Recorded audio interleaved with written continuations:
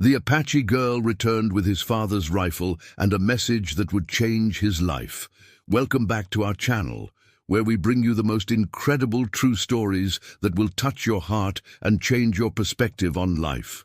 Today, I'm going to share with you an extraordinary tale that took place in the deserts of Arizona, a story about redemption, family, and the power of forgiveness. But before we begin, make sure to hit that subscribe button and let us know in the comments where you're listening to our story from. Are you from the United States, Brazil, Mexico, or somewhere else entirely? Your support means the world to us, and we love connecting with our global community. Now, let me tell you about the day that changed everything. Chapter 1. The Stranger at My Door. My name is Josiah Crenshaw, and I never expected my life to take the turn it did that scorching Tuesday afternoon in June. I was sitting on the porch of my ranch house outside Tucson, Arizona, nursing a cold beer and watching the heat waves dance across the desert landscape.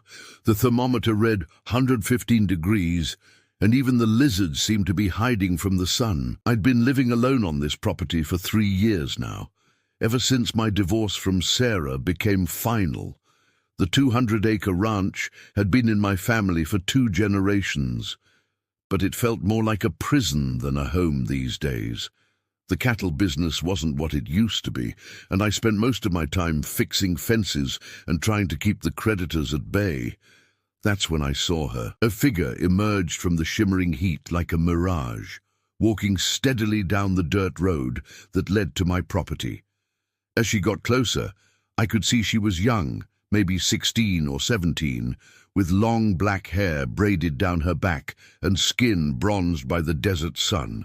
She wore faded jeans and a simple white t-shirt, and slung across her shoulder was something that made my blood run cold: my father's rifle. I hadn't seen that Winchester Model 70 in over 20 years, not since the night that tore my family apart, the night I tried so hard to forget. My hands started shaking as I stood up from my chair, the beer bottle slipping from my fingers and shattering on the wooden porch. The girl stopped about 20 feet from the house, her dark eyes fixed on mine with an intensity that made me uncomfortable. She unslung the rifle carefully, holding it with both hands like it was something precious. "Mr. Morrison," she called out, her voice carrying a slight accent that I couldn't quite place. "My name is Elena Yazzie. I believe this belongs to you." I felt like I was looking at a ghost. The rifle gleamed in the afternoon sun, its wooden stock as beautiful as the day my grandfather had given it to my father. But how could this girl have it? And more importantly, how did she know who I was? "Where did you get that?" I managed to ask, my voice barely above a whisper. Eleanor stepped closer, and I could see the determination in her eyes. "It was my grandfather's dying wish that I return it to you. He said you'd understand what it means." "Your grandfather?" I felt the world spinning around me. What was his name? "Joseph Yazzie," she said simply. "Indeed, but you knew him as Joe." The name hit me like a punch to the gut. Joe Yazzie, the Apache man who had worked on our ranch when I was a teenager. The man who had been there the night everything went wrong. The man who had disappeared without a trace, taking with him the only witness to the worst moment of my life. "That's impossible," I said, backing away from her. "Joe Yazzie is dead. He died in that fire 23 years ago." Elena shook her head slowly. "No, Mr. Morrison. My grandfather lived for 23 more years after that night. He lived with the weight of what he saw, and he lived with this rifle, waiting for the right time to return it." She held the weapon out to me, and I could see my father's initials carved into the stock: R.M. Robert Morrison, the same initials that were carved on his headstone in the Tucson cemetery. "He told me to give you a message," Elena continued, "and he said to tell you that the truth doesn't die with the people who bury it, and that sometimes the only way to find peace is to face what you've been running from." I stared at this girl, who had appeared from nowhere, carrying a piece of my past I thought was buried forever. The desert wind picked up, sending dust devils spinning across the yard, and I realized that everything I thought I knew about that terrible night was about to change. "And you need to come inside," I said finally. "We need to talk." Chapter 2. The Weight of Secrets. Elena followed me into the house, and I could feel the weight of her presence like a storm cloud ready to burst. I hadn't had a visitor in months, and the living room showed it, empty beer bottles on the coffee table, newspapers scattered across the floor, and a thin layer of dust covering everything. "Oh, and can I get you some water?" I asked, suddenly aware of how my voice sounded in the silence. She nodded and set the rifle carefully against the wall. I went to the kitchen and filled 2 glasses, my hands still trembling. When I returned, Elena was studying the framed photographs on the mantelpiece, pictures of my family from before everything fell apart. "That's my father," I said, pointing to a photo of a stern-looking man in a cowboy hat. "Robert Morrison. He built this ranch from nothing." "My grandfather spoke of him often," Elena said softly. "He said Robert Morrison was a good man who made one terrible mistake." I sat down heavily in my leather armchair, the same chair where my father used to read the newspaper every morning. "Your grandfather, Joe, he really survived that fire." Elena settled onto the couch across from me, her dark eyes never leaving my face. "He was badly burned, sir, but he managed to escape. He spent 2 months in a hospital in Phoenix. And when he was well enough, he disappeared. He said he couldn't face what he'd witnessed. But he took the rifle. He took it because he knew what it meant. He knew that someday, someone would need to know the truth about what happened that night." I closed my eyes and let myself remember. It was July 15th, 2001. I was 19 years old, home from college for the summer. And my father and I had been fighting for weeks. He wanted me to stay and help run the ranch, but I had dreams of my own. I wanted to study engineering, to build something bigger than this dusty piece of desert. "Tell me what your grandfather told you," I said. Elena reached into her backpack and pulled out a worn leather journal. "He wrote it all down, every detail. He said that truth has a way of eating a person alive from the inside if they don't let it out." She opened the journal and began to read in her clear, steady voice. "July 15th, 2001. I was working late in the barn, fixing the irrigation pump, when I heard the shouting from the house. Robert Morrison and his boy Josiah were going at it again, voices getting louder and angrier. I'd seen them fight before, but this time felt different. This time felt dangerous. I remembered that night with perfect clarity. My father had been drinking, which he did more and more often after my mother's death the year before. He'd cornered me in the kitchen, demanding that I sign papers that would make me a legal partner in the ranch. I'd refused, and he'd exploded. He said terrible things to me. I whispered. Things about my mother, about how I was throwing away everything he'd worked for." Eleanor continued reading. "The boy came running out of the house, and Robert followed him, carrying his rifle. I could see the fury in the old man's eyes, the kind of rage that comes from too much whiskey and too much pain. Josiah was crying, begging his father to put the gun down. I was terrified, I admitted. I'd never seen him like that before. He was pointing the rifle at me, screaming that I was ungrateful, that I was going to destroy everything he'd built. But then something changed," Elena read. Robert Morrison's face went white, and the rifle started shaking in his hands. He looked at his son, really looked at him, and I saw the moment when the rage left his eyes and the horror came in. I felt tears running down my cheeks. He lowered the gun. He said my name, and then he just collapsed. Heart attack. The doctor said it was massive. Elena closed the journal and looked at me with compassion. "My grandfather saw you take the rifle and run into the desert. He saw you disappear for 3 days. When you came back, you told everyone that your father had died peacefully in his sleep." "I couldn't tell the truth," I said. "I couldn't let people know that he'd threatened to kill me. It would have destroyed his reputation, destroyed everything he'd worked for. But the lie destroyed you instead," Elena said gently. My grandfather watched you carry that guilt for years. He saw how it poisoned your marriage, how it kept you isolated out here, how it made you hate yourself." She was right. The weight of that secret had been crushing me for over 2 decades. I'd convinced myself that I was protecting my father's memory, but really, I was just too afraid to face the truth. "Why now?" I asked. "Why did your grandfather wait so long?" Elena smiled sadly. "Because he knew that some wounds need time to fester before they can be properly cleaned. He knew that you weren't ready to hear this 20 years ago, but maybe you're ready now." Outside, the sun was starting to set, painting the desert in shades of gold and crimson. I looked at the rifle leaning against the wall, and for the first time in decades, I didn't feel afraid of it. "There's more," Elena said. "The message he wanted me to give you, the real message." Chapter 3. The Truth About Forgiveness. Eleanor opened the journal again, turning to a page near the end. The handwriting was shakier here, the words of a man who knew his time was running short. "This is what he wrote just before he died," and she said. "He called it, 'The Letter I Never Sent.'"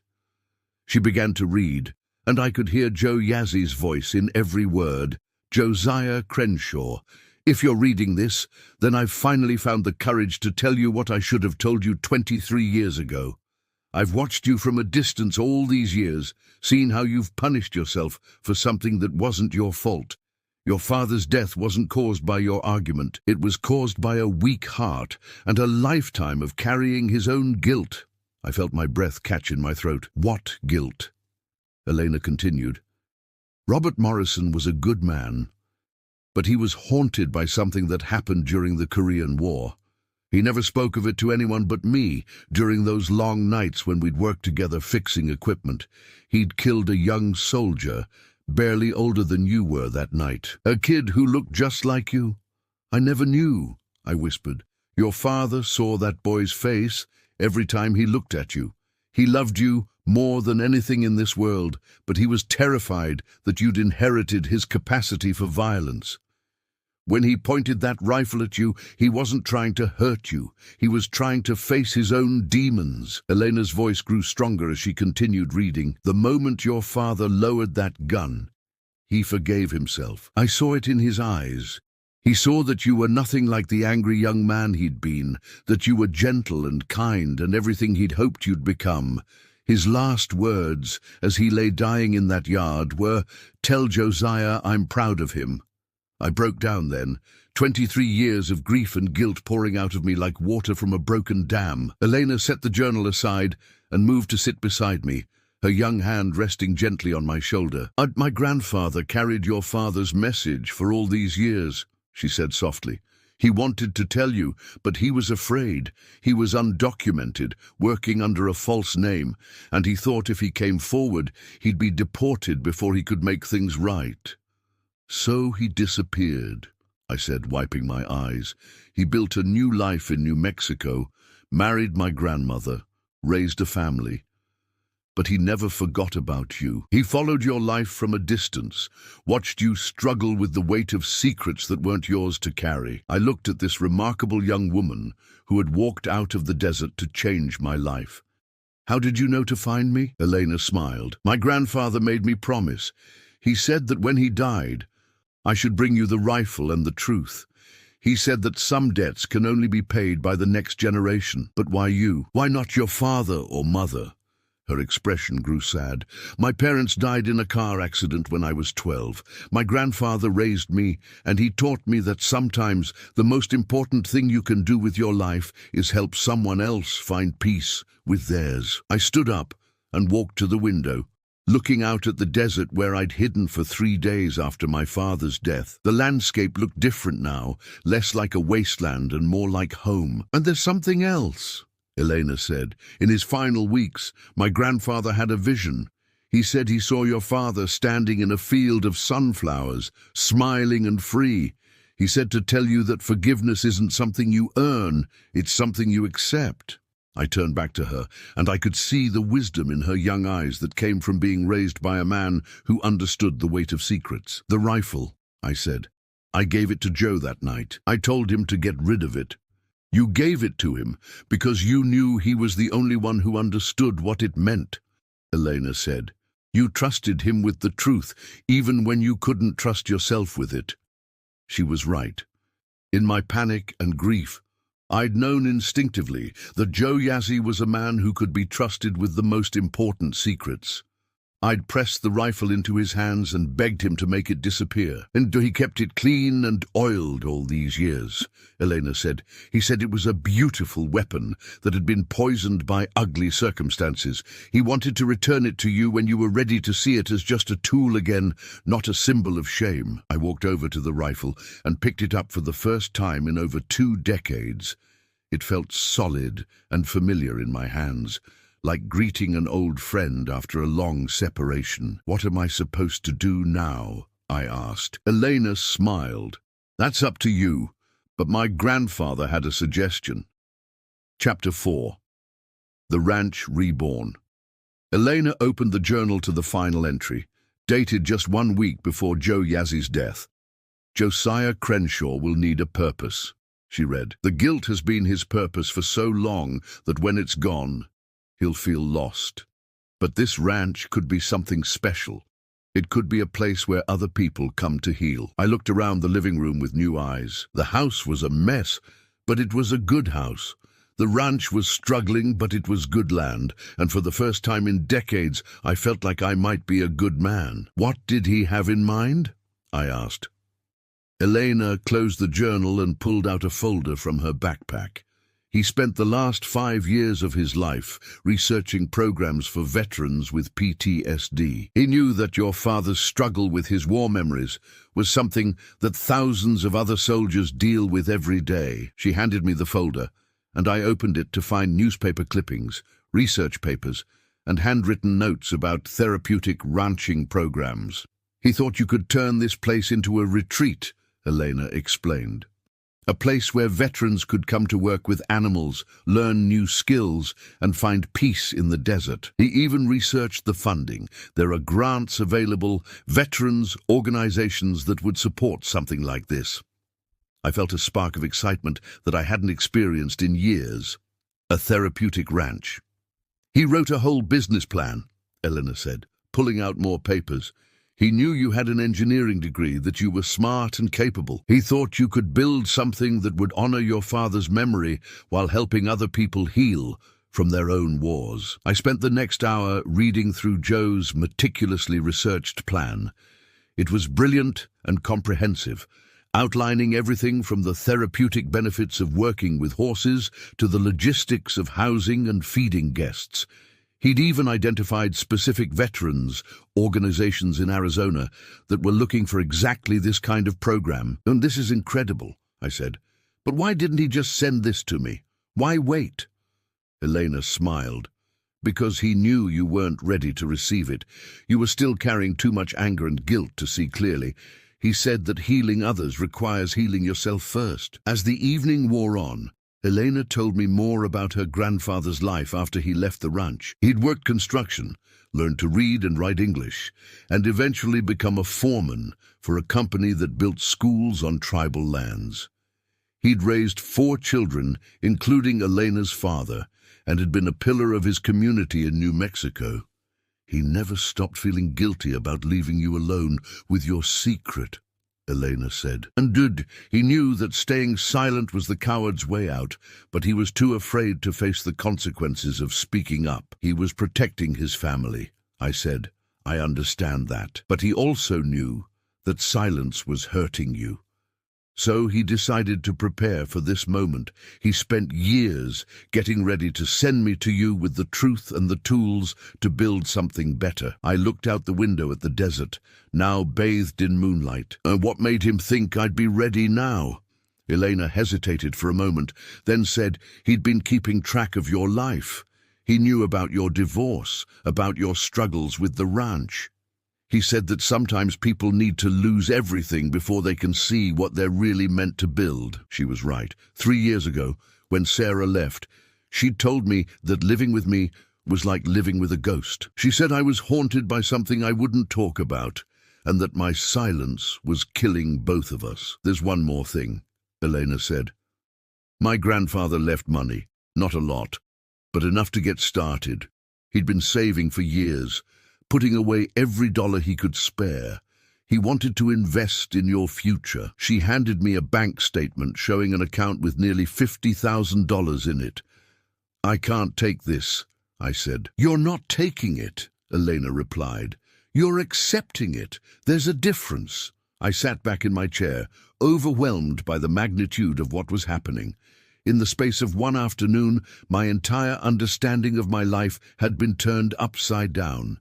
The guilt that had been my constant companion for over 2 decades was lifting, replaced by something I'd almost forgotten how to feel: hope. "Where will you go now?" I asked Eleanor. "I'm starting college in the fall," she said. "Arizona State University. I want to study social work." "You'll be nearby then," she smiled. "My grandfather hoped you might let me help with the ranch project. He said I inherited his stubbornness and his desire to fix things." I looked at this remarkable young woman who had walked out of the desert to save my life, carrying the wisdom of a man who had understood the power of redemption. "I think your grandfather would be proud of you," I said. "I hope so," Eleanor replied. "But more than that, I hope he'd be proud of what we're going to build together." Chapter 5. The message lives on. 6 months later, I was standing in the same spot where Elena had first appeared, but everything had changed. The ranch was alive with activity. Contractors were building new bunkhouses. A horse trainer was working with a young mare in the corral. And in the distance, I could see the first group of veterans who had come for our pilot program. The Morrison Ranch Veterans Retreat had become a reality faster than I'd ever imagined possible. The grants had come through, the veterans, organizations had embraced the project, and word had spread through the networks of people who understood that healing sometimes requires getting your hands dirty and your heart open. Elena was home from her first semester of college, and she'd brought her social work textbooks with her. She'd spent the morning interviewing our first group of participants, documenting their experiences for a research project that she hoped would help other communities start similar programs. "How are they doing?" I asked, as she joined me on the porch.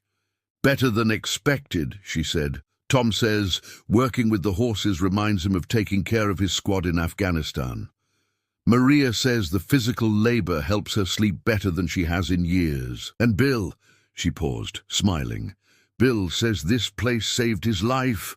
I nodded, understanding exactly what she meant. The ranch had saved my life too, in ways I was still discovering. "I got a call from the VA hospital in Phoenix," Elena continued. "They want to send us 12 more veterans next month, and there's a reporter from the Arizona Republic who wants to write a story about the program." "Your grandfather would be amazed," I said. "I think he knew this would happen," Elena replied. "He always said that truth has a way of growing once you plant it in the right soil." I'd been thinking a lot about Joe Yazzie lately, about the courage it had taken for him to trust his granddaughter with such an important mission. He'd understood something that I was just beginning to learn, that some messages are too important to die with the people who carry them. The rifle was back in its place of honor above the fireplace, but it no longer felt like a symbol of shame. It had become a reminder of the complexity of human nature, of the way good people can make terrible mistakes and still find redemption. "I've been thinking about expanding the program," I said. "Maybe bringing in some of the families too. I think your grandfather would have liked that." Elena nodded. "He always believed that healing is a community effort. He used to say that you can't fix someone in isolation." As we talked, I watched one of our veterans, a young woman named Sarah, who had lost her leg in Iraq, teaching a group of local teenagers how to properly saddle a horse. She was patient and encouraging, and I could see the pride in her eyes as she shared her knowledge. "That's what this is really about," Elena said, following my gaze. "Giving people a chance to be useful again, to feel like they have something valuable to contribute." I thought about my father, about the weight he'd carried from his own war, and I felt a deep sadness for all the years he'd struggled alone. But I also felt grateful that his story had led to this moment, to this place where other veterans could find the support he'd never had. "I want to add something to the program," I said. "A storytelling component. I think people need to share their stories, to let their truths out into the light." Elena smiled. "My grandfather would have loved that idea. He always said that stories are the medicine that heals the deepest wounds." As the sun began to set over the desert, painting the sky in brilliant shades of orange and purple, I felt a peace that I'd never experienced before. The ranch was thriving, the veterans were healing, and I was finally the man my father had hoped I'd become. Elena stood up to go inside, but I stopped her with a question. "Do you think your grandfather knew how this would all turn out?" She considered for a moment, then said, "I think he knew that truth has its own power, and that when you finally stop running from it, amazing things can happen." That night, I sat down and wrote a letter to Joe Yazzie, even though I knew he'd never read it. I thanked him for his courage, for his patience, and for raising a granddaughter who understood the importance of carrying messages between the living and the dead. Then I started planning the next phase of the ranch's expansion, knowing that somewhere, in whatever place the spirits of good men go to rest, Joe Yazzie was smiling and nodding his approval. The Apache girl had returned with her father's rifle and a message that changed my life. But more than that, she'd brought the gift of understanding that some stories are too important to end with the people who lived them. They need to be passed on, shared, and used to build something better for the next generation. And that's exactly what we were doing. One veteran, one horse, and one truth at a time. The end. If this story touched your heart, please subscribe to our channel and share it with someone who needs to hear it. Let us know in the comments where you're from and what message you'd like to carry forward in your own life. Until next time, remember that truth and forgiveness have the power to heal even the deepest wounds.